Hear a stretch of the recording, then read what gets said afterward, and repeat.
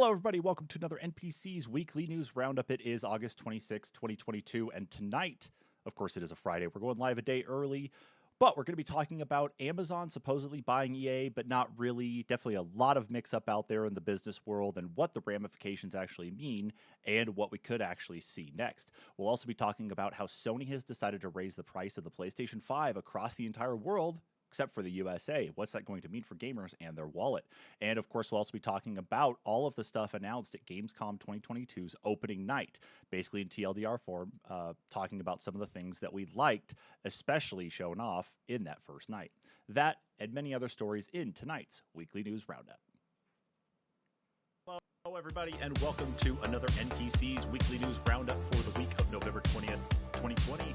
It is Friday. It is, where's my date? It's September 18th, 2020. Here to our first story, and this is actually breaking news for all of us right now here too. Figured this is a kind of a big one to cover, of course, with who it is. Joined via Discord by Kyle because we're in the midst of a pandemic still, and of course everything is all kinds of crazy. So this thing is a chocker.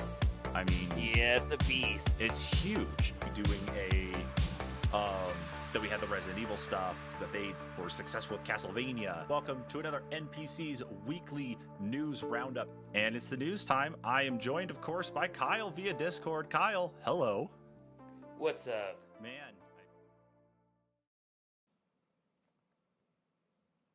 And there we go. We're here. We're live. We are on the air. Welcome, everybody. Again, it is August 26, 2022. And yes, we are a day early. So yeah, welcome to an early edition of the NPC's Weekly News Roundup. Kyle, what's going on, man? Oh, it's been kind of a slow day for me, so that's kind of nice for once. For once, no kidding. I had to finish up a training here at home for work while in tandem doing work at the same time. It was a nice kind of chaotic mess of I'm going to listen to this guy talk and read my book for the training course at the same time and then get messages for work to check this other system. And so it's just all over the place. I was everywhere. So no, I have not had that luxury, but I'm glad at least one of us did. So I spent most of the day melting my brain, gliding building to building in Tokyo, saving souls on Ghostwire, unfortunately, and I still haven't even completed the 4th chapter of the game. Hey, with Diablo 3 out of the way now, you've got plenty of time. No doubt. You've got plenty of time. But that was quick. That was super, super quick compared to what I thought it would be. Yeah. Oh, absolutely. Yeah, beating that game on hard with you and I playing together, and 17 hours and 45 minutes to beat that. That definitely felt a little shorter than it should have.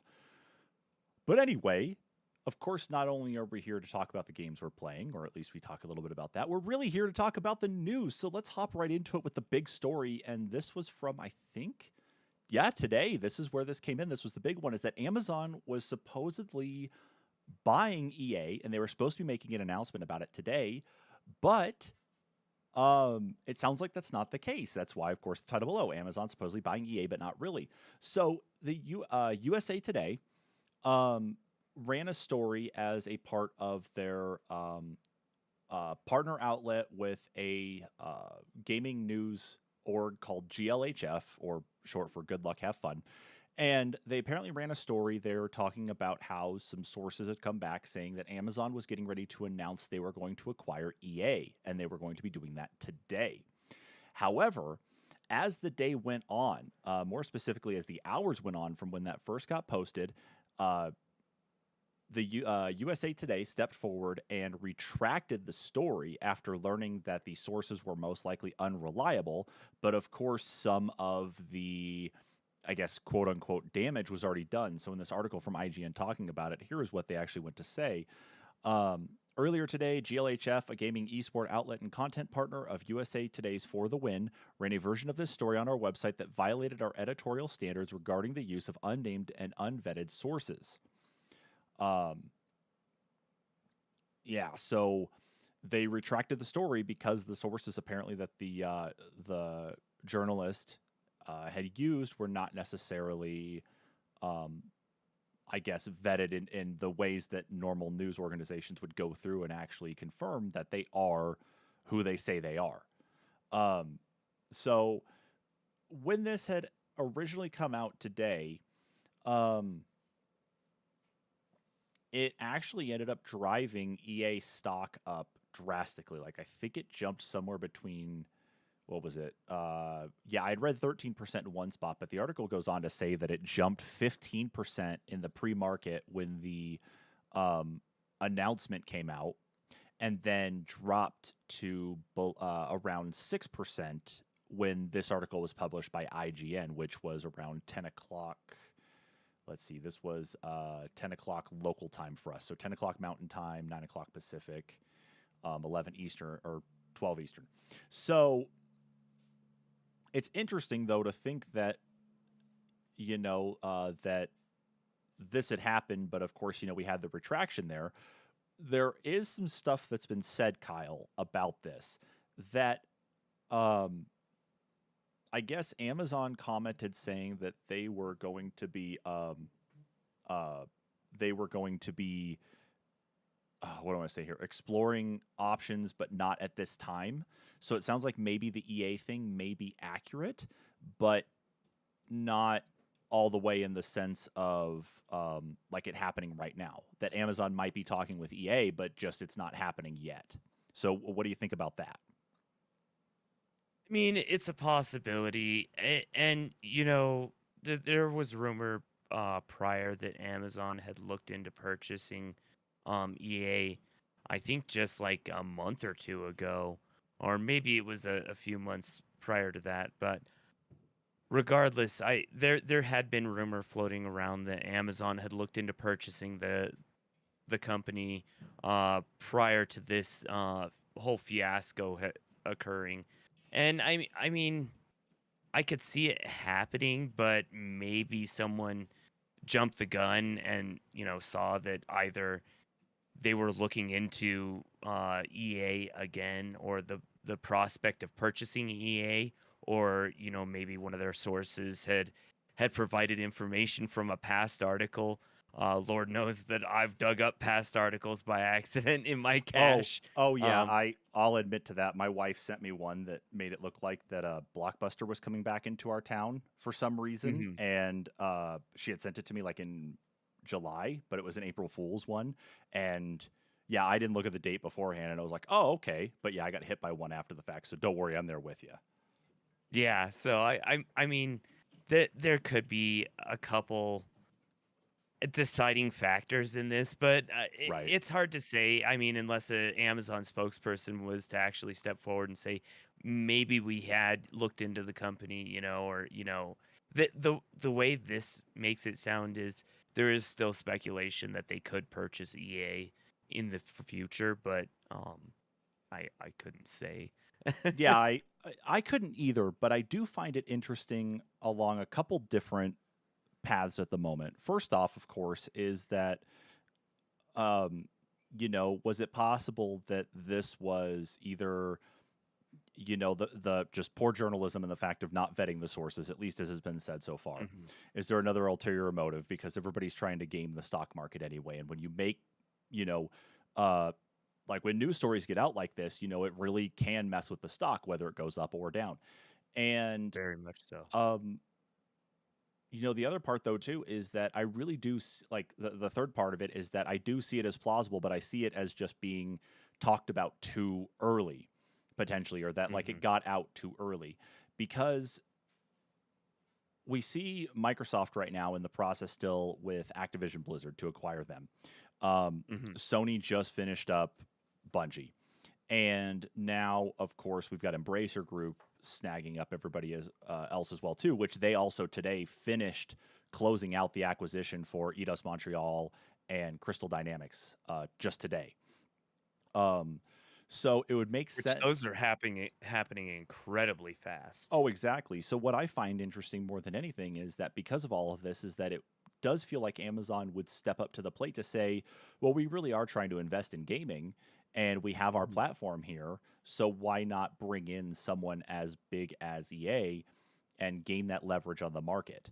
What I do find weird, though, is that even though it is EA, which, that's whatever, I was actually a bit more surprised. I figured it'd be Ubisoft instead of EA, given that their gaming platform, the Luna gaming platform on Amazon, currently supports Ubisoft Plus, and there are other games that come in from other devs and other publishers, but Ubisoft is directly integrated with it. So it would be more plausible to see like an announcement about Ubisoft than EA, I guess, on this one, but it could go either way.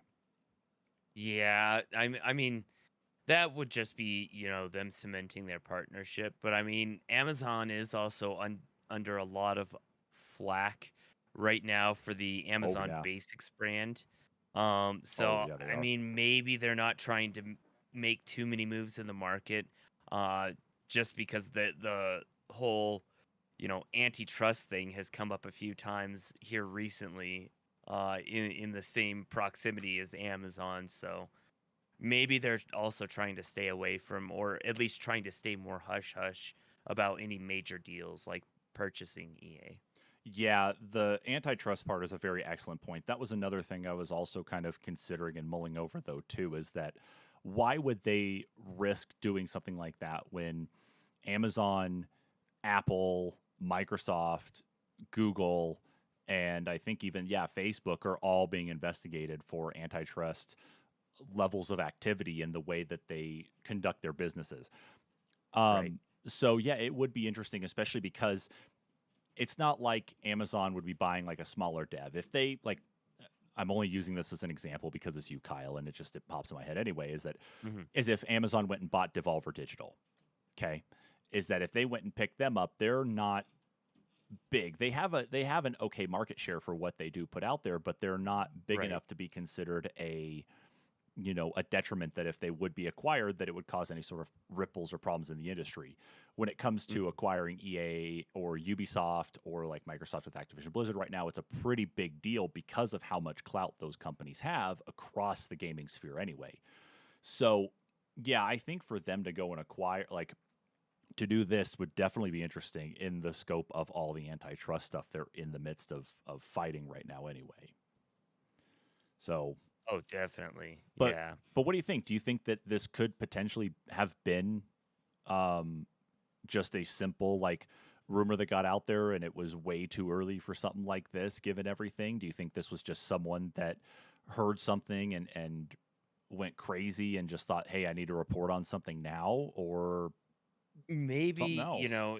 it was, something crazy that someone had heard, or, maybe it was something that was talked about behind closed doors, a little while ago, and, Yeah. hadn't been really thought of at all since then, and someone kind of let it slip by accident. It's hard to say. I mean, it still boggles me that Amazon's response was so nonchalant and kind of vague. Um, so I still think that that leads credence to the fact that there was something there, but I don't think we'll be seeing anything of the sort anytime soon if there still is. I agree. Yeah, I don't think we're going to be seeing anything like that at least for the time being. It just doesn't feel like that this is the right moment for them to do something like that. I see them going that route of smaller devs and smaller publishers to bring in under their gaming umbrella than I do Hmm. like the biggest push ever there to go and buy. Even though EA and Ubisoft have said that they are open to being acquired, that it's like they as long as things line up right, as long as the stars are in alignment to meet their objectives, they don't have problems doing it. So I Right.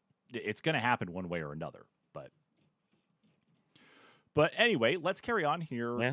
Yeah, let's carry on here to our next story, and this one was definitely an interesting one that came out of left field for basically everybody. Uh, Sony has announced that they are going to be raising the price of the PlayStation 5, like mostly across the world, except for the United States. United States prices are not changing. However, all the other hardware manufacturers, that would be Microsoft and Nintendo, are not going to be playing ball. They will be leaving their prices as they are worldwide. So Sony has announced that they are going to be jumping the prices up right now, and based on the amounts, it looks like it's in the denomination of the region that these are being sold in, like 50 more than what they were at launch. So, like in Europe, The PS5 with the disc drive is going from 499 euro up to 549 euro. The digital edition's going from 399 to 449. The UK £479.99. Digital edition going to be 389 pound 99, and it goes up from there. So at least the list they have here in their blog is Europe, UK, Japan, China, Australia, Mexico, and Canada are all getting price increases. Japan's all of these took effect the day that these were announced, so that would have been yesterday, the 26th or the 25th, excuse me, because today's 26th. However, Japan's, according to their blog, says that it will not be taking effect until September 15th. So 2 more weeks out for that price increase to jump, or price increase to happen in Japan. Now, of course, the hardware If you can get a hold of one. If you can get a hold of one, yes, that's where I'm going to next, is that the other hardware manufacturers have gone ahead and committed, saying that they don't have any plans at this point in time to increase the prices of the Xbox Series X or S or any of the Switch models that are currently out right now. It doesn't mean that they aren't going to, but as it stands, they feel confident in the pricing that they have. They feel confident in the supply chains that they have to be able to get these built and shipped. The only thing besides that, though, is it still leaves it open that they could do it. But I want to go back to what you said, Kyle, because this is interesting, and this is what a lot of people have been talking about since the price increase announcement came out. Why would you increase the price if people still can't get their hands on it in the first place? And this is only something that I started to wonder at the beginning of today, because I had been pondering it for a while, and this may be a long shot, but could this be related to the headset price increase for Meta? I mean, them trying to offset what they were going to initially announce the headset, so they can still announce it at the same cost, but maybe offset it by gaining the profits within the console instead. Well, they take a net loss on the digital version, and they have a little bit of profit on the disc version. Not true. Or is it the other way around? Actually, it is that way around. It is that way. However, PlayStation did announce last year that they had, quite cheerfully actually, they had quit, or that they had finally started turning a profit on the all digital PlayStation. So, okay. I don't know. That's a little fishy. Maybe it's the other way around, because with the Blu-ray drive, they have to license other technologies to put in there, and they have to license it per model, not per physical system that they make. So it's not just like they pay a license and then they can put all the Blu-ray drives in and use those codecs whenever they want. They have to pay on a per device there. So maybe that's right. Maybe they're taking a loss on the disc drive version, and they're getting the profit there from the digital one. So by them doing this, they're trying to recoup some of it, which, okay, sure, why not? But it still comes back to the fact, though, that yes, there are still supply chain issues out there. That's completely understood. At the same time, people still can't get these things. Like, I'm still seeing, like, I was just at Target a few hours ago, and they had 2 Xbox Series S's and an Xbox Series X in their glass case ready to go for anybody who wanted to get them. No PlayStation 5s, though, at all. You had all the accessories, everything ready to go, but that was it. Yeah. So, I mean, of course, the other joke is that it's like usually a couple years into a console's life cycle, you usually see a price decrease, but Sony decided to go ahead and buck the trend. This is also true. Yeah. I don't know, and it's quite bizarre too, because more frequently, if you pay attention to the PlayStation Direct, you've been quite readily able to, when they announce the consoles, regardless if you join the queue right off the bat, they're pretty much available all day or for a good chunk of the day, rather than having to, hop on, wait through the queue, and see if you even get the chance to obtain one.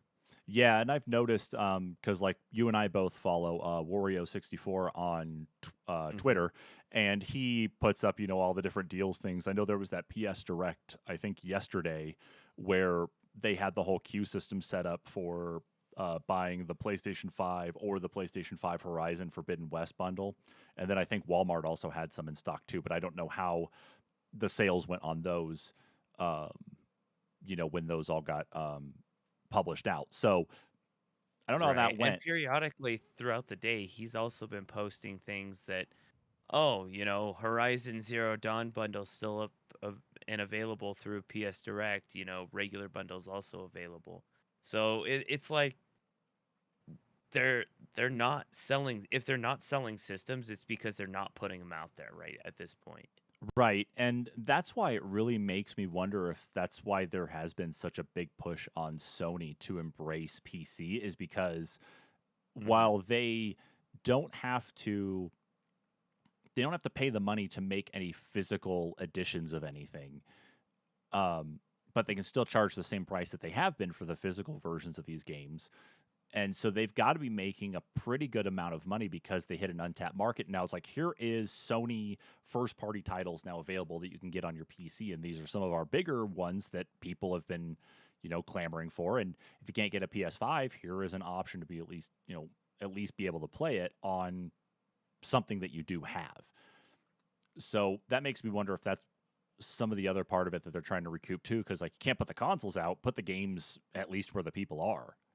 But I don't think we're going to get like a God of War on the Xbox Series X anytime soon. Well, and I mean, let's face it, their major competitor.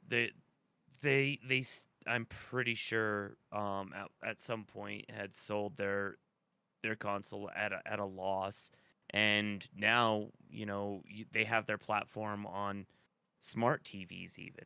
So you've got to find a way to compete with that. If you're not getting your stuff out to market that way, Lord knows Nintendo, they can thrive off of having a proprietary, first party title only market, and people will still come to them with third party games because they want their games to be on the Nintendo console too. Yeah, But when it comes to PlayStation and Xbox, when they're major competitors, putting up such a hard fight, what are you going to do at this point? I don't know if necessarily raising the price was the right answer, but at this point in those markets where maybe there are some units or more units getting out anyway, maybe it was the answer temporarily. So, maybe. Oh, no, I think you're right. Maybe. I think the part of it, though, at least, is that with the way this console generation is going right now, given that the PlayStation 5 and Xbox Series line are running on hardware that's more modern and more akin to what you have in your PC anyway, uh, oh yeah. it's easier to get those games out there to the PC market anyway in the first place to get that done. Nintendo, on the other hand, even though they had some of those supply hits, especially at the start of the pandemic when everybody was stuck at home and needed something to do, and of course Animal Crossing had to drop, you had a Hmm. lot of you had a lot of that stock that had really dwindled down. But since then, they've really recovered, and of course, since then they've Oh yeah. also launched the OLED edition, and it's all kind of really tied together well enough that Nintendo does have a pretty good stake where they don't need to branch out to anything else to recoup anything or try to rebuild in some way or some form. Sony, on the other hand, just they've dropped the ball and they're now just trying to clamber back from whatever it is that they can, whether it Yeah. be whether it be releasing these games on PC and going to where the players are, after all these years of people asking for it, or whether they go, whether it is this price increase of some type. There's Yeah, they a need to multitude of things. bridge a gap somewhere. Oh yeah, exactly they do. But I'm, they're doing it, but it's not all over the world right now, or it's mostly all over the world. It's just not here in the U.S. Yeah, It's going to happen here though. It's going to. I We're think not so. immune to it. It's going to happen, and you're still going to have people go and pay the money for it anyway, which is just that's fine. That's what happens. You want it, you're going to spend the money. It's just interesting to think Yeah. though about the cost of it, because this is starting to now break into those territories where like the PlayStation 3 was priced at when it launched. Like Hmm. where everybody was just like had like a mini heart attack, like, oh, cool, PlayStation 3 is here, and it's going to cost me what? It's going to cost me $600 for this thing now. It's going to be one of those key things that's going to make people decide, like, do I want to spend the $600 on a console, or with computer component prices coming down, do I just go build a PC and then I can play God of War and Horizon Forbidden West on my computer? Yeah. So, yeah. Well, we'll keep an eye out on this one at least, just to see what happens. I mean, obviously, if something does come back where Sony does raise the price, we'll obviously be talking about it, at least here in the U.S. Well, last week we did report that code was found in Spider-Man that they could potentially launch, or bridge some gap for PC players to connect PlayStation Network accounts. So there could be something more to report on that in the future too, as far as them trying to further their profits. Yeah, and I want to make mention of something before we move on to the next story, because you bringing up that launcher thing, though, actually brought up something interesting. Phil Spencer was, I think it was an interview with Gamescom, or while out at Gamescom, and he got into talking about console exclusivity, where obviously we have a lot of people who go and buy consoles specifically because of the games that are on them. We have Xboxes because we love Halo. We have PlayStations because we love God of War series. We have Nintendo consoles because we love Mario. It's you have those reasons for it, and there's those exclusives that really do it. But what Phil Spencer was talking about is that it's not necessarily we're reaching the point where console exclusives aren't necessarily the thing driving purchases anymore. It's more of the control of the ecosystem that these games reside in. And because Microsoft is really branched out by having this Game Pass system built across PC, console, and mobile, and the fact that you can actually have all of that stuff working in tandem, like across the board, and be able to play a lot of these games together, you're really conquering a lot of those different markets. And it even comes back to like the TV stuff too, with game streaming, where Samsung has that integration. It's that's where we're at now, is that it's the control of the ecosystem. And that's why it's like Apple's been so successful with what they've put out there, with how everything integrates between all of their iOS devices and their Mac OS devices, how things for Windows have kind of originally, we had a lot of stuff, Windows, that worked together, and there's some of that now, at least like more integration Android wise, but Google and that anymore, too. Your Windows ID is your game, your shoot, now I'm trying to your gamer tag. Yeah, exactly. So sorry, drew a blank there for a second. Fine. Yeah, it's funny though, because that's what it is, and Sony has missed out on the opportunity to expand into that realm, and so now they're trying to play catch up, and they'll probably be successful with it, but they've got a ways to go to make it worthwhile, like what Microsoft has done. Definitely. So anyway, I wanted to get into that because that was a good thing there. If nobody here has seen the interview with Phil Spencer there at Gamescom, go watch it, because there's a lot of good things there that come up in it. But we're going to carry on here to our next story, and it's about KOTOR, Star Wars Knights of the Old Republic. So the remake we knew was going to be coming out. They had announced it, I believe, at the Game Awards this last year. Just a simple trailer that said that it was going to be getting worked on, and it was being developed by Asper Media. Unfortunately, something has happened behind the scenes, and Embracer Group, the owner of Asper, has decided to move it over to another one of their devs, according to GameSpot. In this article here, they moved it over to, I believe it's Saber Interactive. Yep, there it is right there. Yeah. So they moved it within-house to a different dev, but didn't exactly provide any details as to why, other than here in this report, it says, as for why the project changed hands in the first place, the report said those in charge at Embracer, Sony, and Walt Disney were all, quote, displeased with progress under Asper. However, it doesn't exactly say what the progress was lacking on, or where there were any difficulties at. I mean, if things aren't working out, and I hate to say it, Disney is if Disney throws the hammer down on something saying, we're not really sure, that's going to make a company who's doing something like for them really flip around and say, well, we'll make this right and we're going to give it to somebody else. So, See, and I think this also directly has something to do um, with Aspire showing it's Aspire, showing sorry. stuff. I think it is Aspire. Sorry. Probably is. I don't remember. Yeah, it's whatever. But I think it's with them showing. I believe it was Disney and the other basically higher ups. Some of the content that they had a few Yeah. weeks ago, and they had said they had approved of the content, but then the following day turned around and fired the director and a bunch of the staff that was directly head and involved with the project. Oh, So wow. I think that's where a big part of this came from. So maybe not necessarily the lower level devs on the team, the engineers, the designers and that, but more of like the management staff then that kind of led to it being a problem.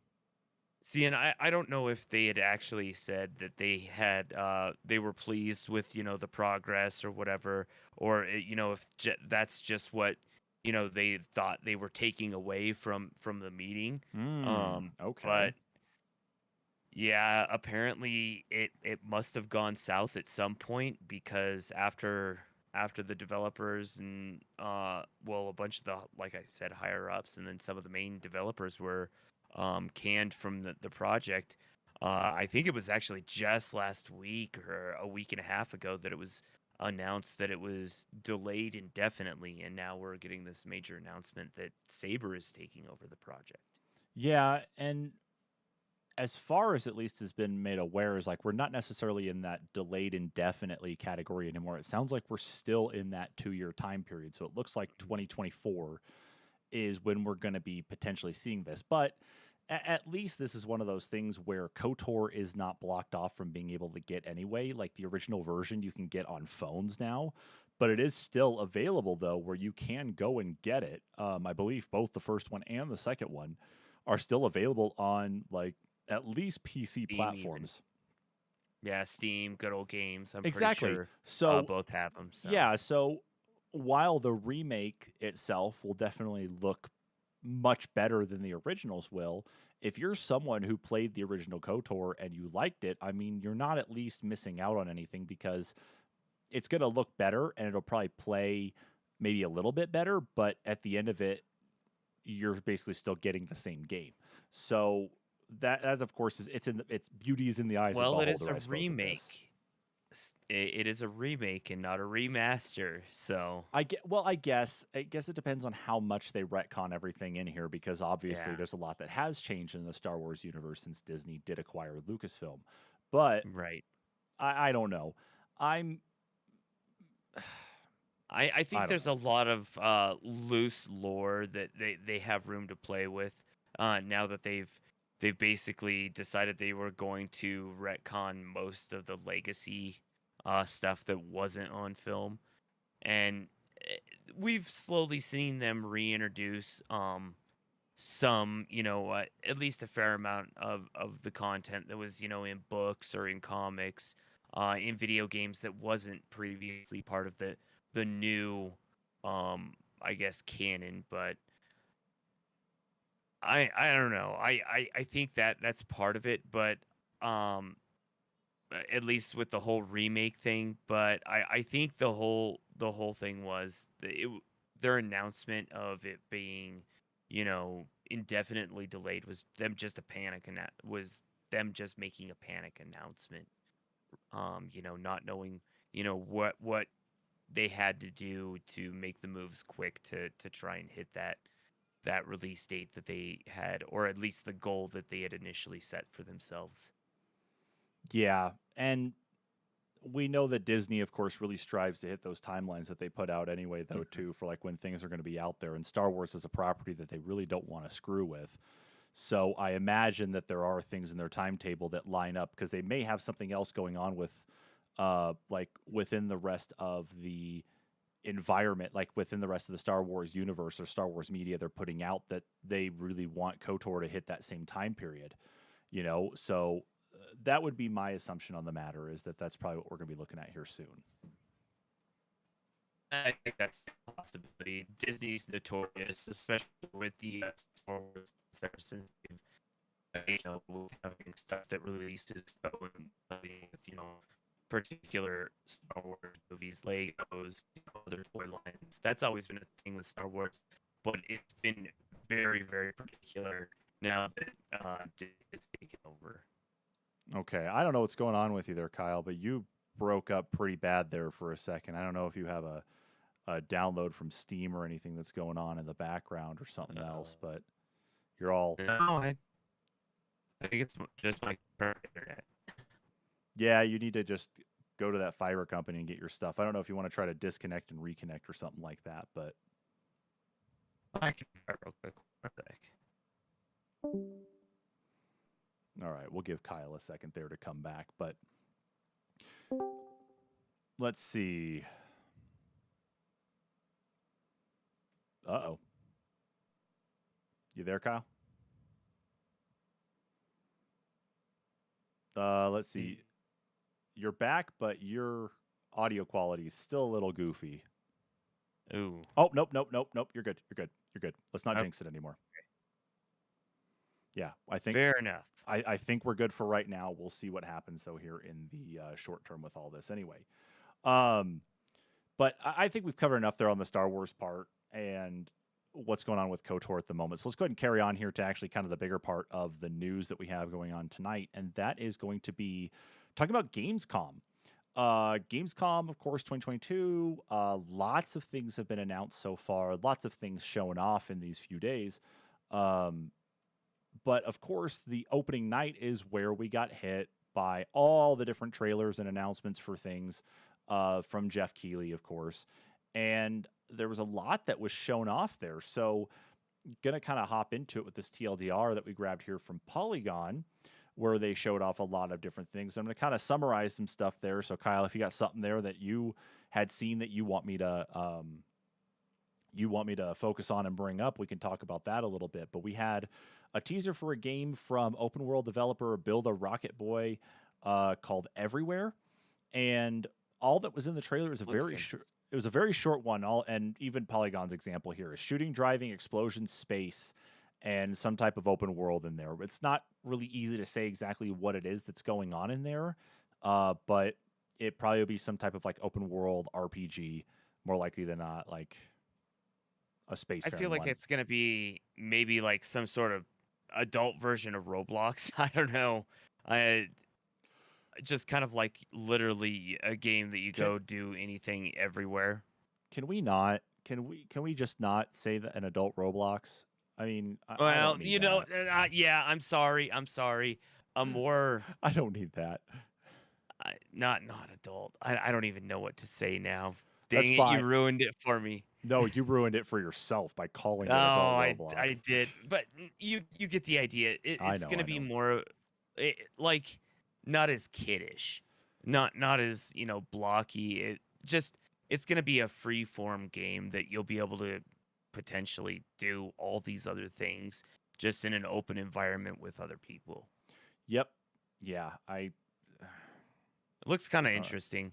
I wish they had more for the trailer or more explanation, because all we can do is speculate at this point, but that's what it seems like it's going to be. My guess is probably Game Awards, since we've got several months to go up until Game Awards, that I'm sure we'll probably get more details there. We have Dune Awakening as well that was shown off in just an announcement trailer. So it was a cinematic trailer, of course, talking about it's going to be a survival open world MMO being published or being developed by Funcom. So be on the lookout if you're a fan of Dune. It looks like this is taking all of its style and inspiration from the most recent Dune movie that came out. We also got new trailer for Hogwarts Legacy. One of the bigger surprises, though, especially because Telltale Games is back in business, is we got a new Tales from the Borderlands that is also coming out. And I don't know if you watched that trailer there, Kyle, but I really love that trailer more than anything, especially because they're talking about like all the different weapons in there. It's like you've got guns that walk, And so it has like that walking automatic rifle from Borderlands 3, I think, in there, and it's Oh, talking and that jeez. stuff, and the gun makes some type of joke, and then some officer of some type is like laughing behind the gun or whatever, and the gun turns over to him and is like, "Shut up, Richard." It's just like it was just it was fantastic. That's So funny. yeah, but the fact though that of course this is a sequel, of course, to Tales from the Borderlands that came out in 2015. This is going to be coming out in October, so we've only got a few months, or actually, not even a few months. We've got like a month to go, and we're going to be seeing this game come up here soon. So that's really cool. Uh, we've also got let's see, there was an announcement for a game called Word Song coming from former uh, or from Something Wicked Games, which is from former Bethesda game studio designer Jeff Gardner and Obsidian Entertainment alums Charlie Staples, alum Charlie Staples. They formed Something Wicked Games, and so Word Song. I think that this is some sort of. I think this was like the vampire one, if I remember seeing this right. Like this is some type of. Was this the right one? No, this was not the right one. There was something else that had like some sort of weird vampire vibe to it. It's kind of tough to say what this is going to be, but Yeah, it's really hard to say. I mean, there looks like some sort of fantasy creature at the end of the trailer, but I yeah, mean, beyond that, it doesn't show much beyond some sort of like falling stars or debris in the sky over like a horizon. Um, yeah. exactly. And of course, it could also be like a Soulsborne type game though too. Um, of course, another surprise though is a game that was originally announced in 2014 is now officially going to be coming out here early next year. Of course, everybody's favorite video game release month, February, and that happens to be Dead Island 2. And what I find hilarious about all this is that let me change that over there really quick. What I find hilarious about all this is that it still goes back through my head though of the announcement of Goat Simulator 3 and Mhm. how they had ripped off the first Dead Island trailer, that I was kind of almost expecting it to be a continuation of like a play on that going into this. But then as I started Well, watching the trailer here, or started watching the trailer that I'm showing here and saw how cinematic things had looked there versus, of course, that, it's like, okay, this is something very different. some of the scenes that they show, um, I feel like were maybe sequences, or at least I don't know if it was in this trailer or something else that I saw. But it was like flashes of different vistas. Um, that it looked like they may have been part of the original trailer, or emulated from the original trailer. Um, and I don't know, maybe it's a nod at the fact that Goat Simulator did emulate it. Maybe it was something I just saw. I don't know. I mean, this seems pretty cinematic to the point that I can't imagine this having been done in just the couple months between the announcement of Goat Sim 3 with all the, EA style stuff back at the beginning of June versus now Well, and I don't know. maybe more of a nod to their original trailer too. Um, but maybe that's just my imagination getting the best of me. Eh, So I don't know. I think it's funny. It did unfortunately get I guess announced before the trailer actually broke, so it was leaked, I believe, 3 days ahead of time. But it's kind of interesting that it's an actual announcement, and we're actually finally going to be seeing the game. yeah, I think that's like the bigger and better part is that we're actually going to finally like get something about it, because you're talking again 2014 to 2023. I mean, you're talking what, 9 years between the between the two, really. Hmm. That's just funny. But carrying on here, of course, we had a new gameplay trailer for the Callisto Protocol, and um, man, it's like these guys really, really missed making Dead Space, that they really had to go back and basically do it again. But it definitely feels more actiony than what Dead Space was, or Dead Space is, I guess, because we do have a remake of the original coming out here soon too. It definitely does look like it though. Like, it does really seem like it's going to be very it's going to be very actiony in the sense of, like, you do have some of the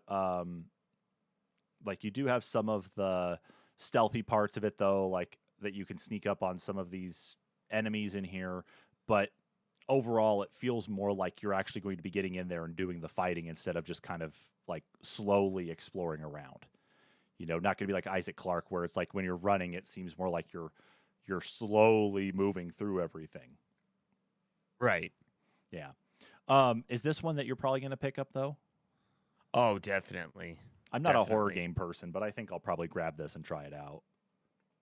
I love the Dead Space games thoroughly, so this is a no-brainer for me. And just the craziness, and just the environments and whatnot, it definitely looks like something I'd be wanting to play. So I just like the fact though that it's like he grabbed one of the enemies and just threw him into this really awkward looking grinder thing that happens to exist here, which it looks like it's around a bunch of wood. It was just funny. And what's crazy is that the trailer was so gory and so graphic that they actually had to blur out some of the trailer and not show some of it. Well, it's not blurred out or anything here. This is the direct trailer from Striking Distance Studios YouTube. So, and it's, oh, wow. I mean, it definitely goes back to what Dead Space was, or again, Dead Space is. I'm excited to play it. I'm excited to try it out. I'm already terrified thinking about it. But it's going to be, I think, it's definitely going to be a good one to throw back to, like, just some good classic Dead Space stuff. Especially, like, it'd be interesting to see if this releases around the same time for some reason as the other, as the Dead Space remake too. I don't know if that would be a big, like, FU to the Dead Space team or what, but it'd be funny to see though. Yeah. So carrying on, of course, we had an announcement for Genshin Impact 3.0. So I guess there's going to be there's going to be a new rainforest world they're going to be adding to the environment as well too. However, of course, everybody needs to be aware of this. Making this aware to the gaming community anyway, though, is that just be aware, of course, with Genshin Impact right now, is that it sounds like there's some hackiness stuff going on with the DRM that has related to some crypto malware, some ransomware type stuff. So just be aware that when you bring this game in, I don't know exactly if they've got things patched or fixed, or if someone did some weird workaround DRM stuff, but just be aware of that going on out there in the wild right now. We had Honkai Star Rail, just some more stuff showing off there, which is going to be the next game from Hoyoverse, which I believe is the one. Yeah, they're the same devs for Genshin Impact. Yep. We also, like, I think I saw the trailer for this one. I'm gonna have to bring this one up to look at it, but it's Friends versus Friends. Yes, I did see part of this trailer. It's like a card-based first-person shooter. The most of the trailer was actually animated, but it looks to be like a cel-shaded first-person shooter that it's just all your guns are card-based, similar to Neon White. Oh, okay. Huh. Well, I was almost wondering if this would be like I wonder if, like, I had seen part of this trailer, but I was wondering if it'd almost be like the same vibe as Slay the Spire, where you'd like set up like a deck that had all those different cards in there that would have the different abilities and power sets and such that, it's like, would this have relatively the same thing? Like, would this follow some of the same chaos in that? But it looks like no. It looks like it's more like, exactly, got some gameplay right here where it's the first person shooter that you have the cards on there that you can then change between to give yourself different abilities and power sets. So that actually in itself is even neater. So, carrying on though, of course, we've got Gotham Knights, another trailer shown off there. We've got another just a couple months there, end of October for this game to come out. Where Winds Meet, I didn't see this one though. This one almost looks like a like Sekiro meets a Ghost of Tsushima style gameplay. More leaning towards the Ghost of Tsushima as far as maybe the difficulty side of it. But as far as the action side of it and gameplay, definitely leaning to the Sekiro side. Okay. Okay. Does this have any But gameplay very in it though, interesting. besides Yeah. just the cinematic part? I'm kind of just there we go. I can't remember if this one was actually taking place in China or Japan. Well, what's the game that's supposed to be coming out? What was the name of that that's based on what was it? The story of the Monkey King, the one that, Wukong. Wukong. That's it. Thank you. Yeah, I wasn't sure if that was maybe Yeah, this that had been like renamed or I think it something, was but Black Myth Wukong or something like that, okay. or Um, something Myth Wukong. I can't recall offhand. yeah. That's all right. Yeah. Wukong is what sounds right to me, so we'll go with that for now. Yeah, this almost may have some like DMC style gameplay in it. With this fast paced, hack and slash action. At kind of at some point in there, we saw their swords kind of like changed, like they were heating up in combat or something. So that was kind of cool. It's the But logical evolution of Dynasty Warriors, Kyle. That's what's coming up. right? Yeah, No, no. no. No, it won't be that. Actually, that might not be all that bad. Who knows if it will be or not. But one I'm excited for, and I love builder games though, especially. I love playing these ones, especially when it's like you don't know what to do. You could just sit there and waste hours doing these ones. Park Beyond, coming from Bandai Namco. This one just looks fun, especially because it's just a new take on, say, like Roller Coaster Tycoon, I guess, especially after all the chaos that we've gone through since EA now owns the property, and a lot of it has just become kind of pay to play. But Right. the idea of being able to just do the basically build your own theme park again, though, and do this. Like, I know Planet Coaster exists, and Planet Coaster looks cool, but there are some things in there that are so granular on what you can put together and build that that just isn't my jam. But like this, though, this really feels like it harkens back to just good old fashioned Roller Coaster Tycoon with it, and some of these really goofy like roller coasters, though. And it's like here in the trailer where we're at right now, where it's like you can basically shoot this whole set of roller coaster cars out of a cannon. It's like you would do that in Roller Coaster Tycoon, but you just wouldn't put the other half up, and they would just all fall to their deaths. Right. It's like that's what I would like to do here. I'm not a horrible person, but it was just a funny thing just to do it in there. Even so, like this is just one that I know I could waste hours upon hours on playing, just building up a theme park and either making a lot of money or wasting a lot of money. So agreed. I'm looking forward to this one. And so far, it doesn't have a full-on release date with it, but it is just going to be coming out in 2023. We have Lies of P as well. That was also shown off, at least with a new trailer, and it has been confirmed it will be a day one Game Pass release too. So, and from what I understand, this is actually going to be a pretty big game though as well. We've got Phantom Hellcat as well, which the description here is talking about. It's a new studio, Ironbird Creations, from publisher All In. All In Games announced its new game, Phantom Hellcat, 3D hack and slash game as a teen protagonist hunting down evil. But no release date was revealed with the trailer. This one though. looks cool. Yeah, let's take a look at this. I'm excited for this one. It's supposed to be like a side scroller hack and slash game. However, when you get into the combat sequences, it goes into almost like a I don't know, semi third person perspective, where the combat goes kind of like into a 2.5D angle, and all of a sudden, the combat plane becomes a whole area.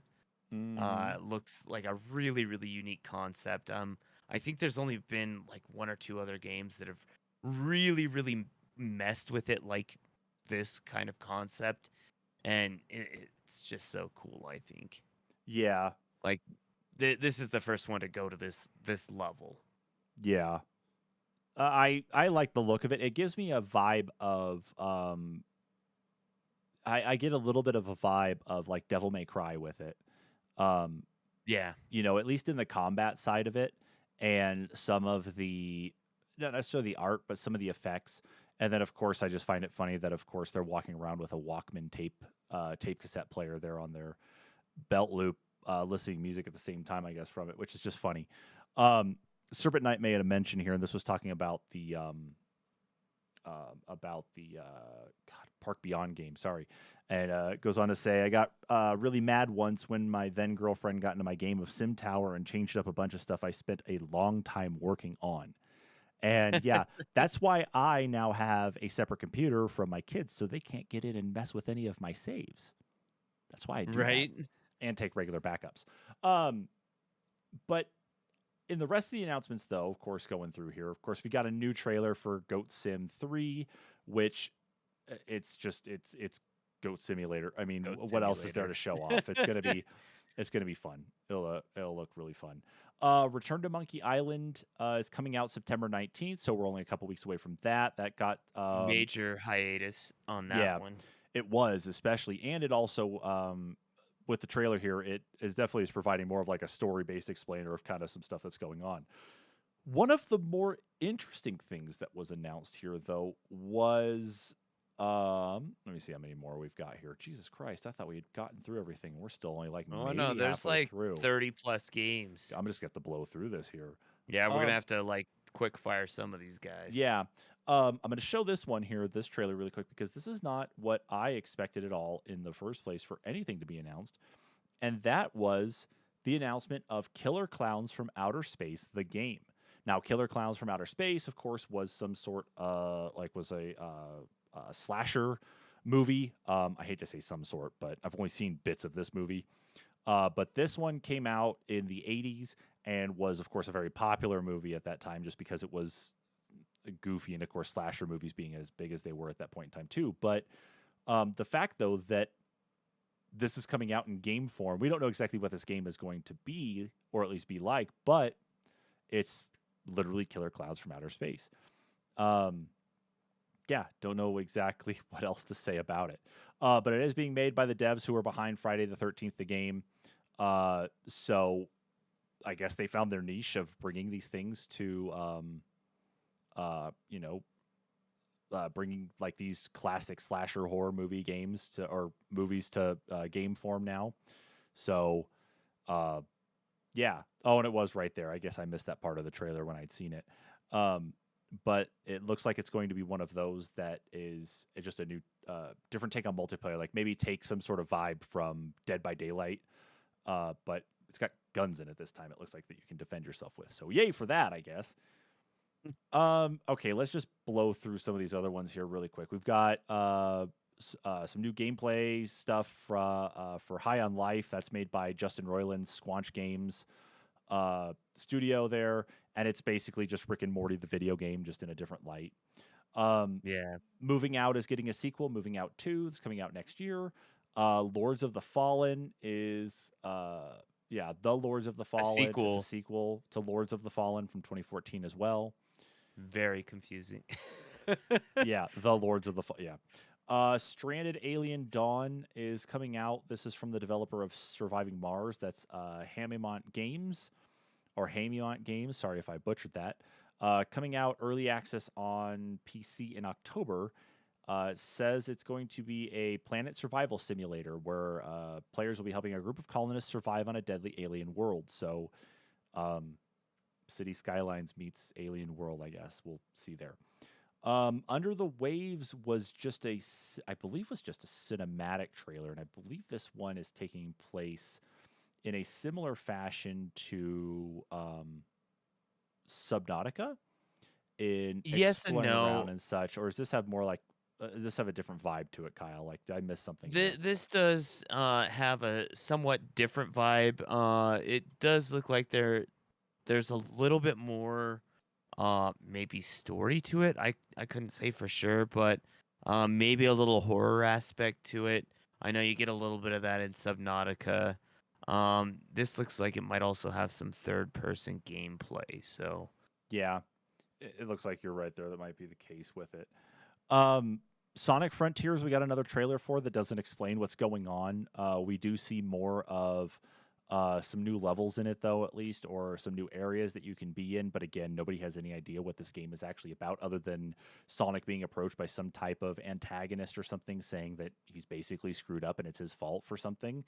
Again, we don't know what's going on in Sonic Frontiers, and I don't think Sega does either. We've got Atlas Fallen that was announced from Focus Entertainment and Deck 13. It is a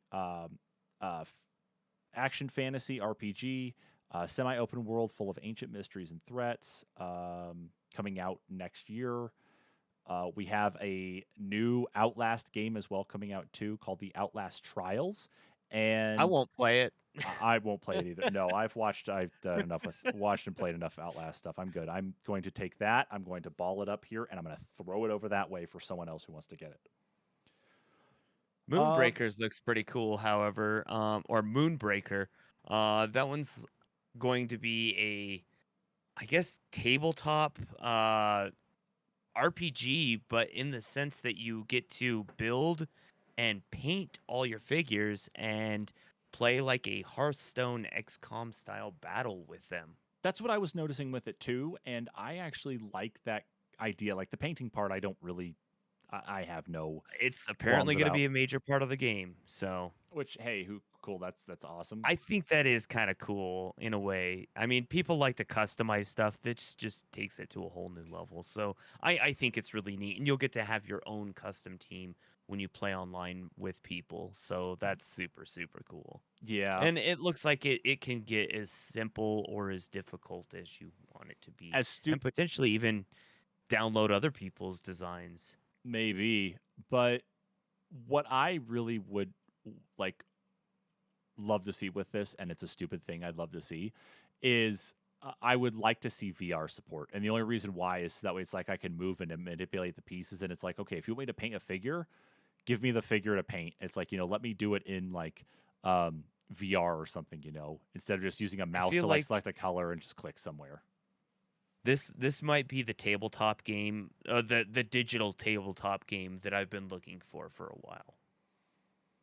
Has there been nothing that's come out so far that really feels like it's fit the? Not really. Like I think it'd be kind of neat to have like a board style game on my computer, but nothing's really caught my interest. I don't want just like the classic Monopoly or something. This seems like something really unique. It's not Warhammer. It's its own thing. And it has its own well thought out game style. So. Yeah, I can get behind that. That's definitely, I did find this one very interesting, and I'm very curious about it. Yeah, me too. It is coming out early access September 29th, so we've only got a month to go, Kyle, and we can grab it. Sweet. Then for anyone 3. That remembers it, Homeworld 3, yes, coming in the first half of 2023. We have the Expanse, a Telltale series, which is going to be based on the, I believe this is based on the TV series, The Expanse. TV series, yeah. We have Dorfromantik, which actually I believe is out on PC. I think I saw a friend of mine actually playing that on Steam earlier. Yeah, so it's coming out on Switch on September 29th, so another month to go there. Scars Above, science fiction action game. Okay, now we're at the tail end of this stuff. Besides just video game stuff, though, this is what's interesting, is that we actually got the announcement of some hardware during the event, though, too. Let me get to the right spot here with it as well in this trailer. And it was something I don't think a lot of us actually expected here. I half expected it. Not at this event. I guess maybe. I don't know. I expected it to happen eventually. Yeah, and that ends up being what is known as the DualSense Edge, which is a customizable wireless controller for the PlayStation 5 or PC that allows you, just like the Elite controller for the Xbox, to change out all of the different sticks and buttons and triggers and that to what you would like to use, giving you basically the This does have customization. one more level of customization, though. This has the ability to completely swap out the potentiometer. So if you ever did get an actual like dead zone in your stick, or if you put, develop stick drift, you could just buy a new potentiometer and pop that whole plate off, pop out that one potentiometer, and throw in a new one, and you're good to go.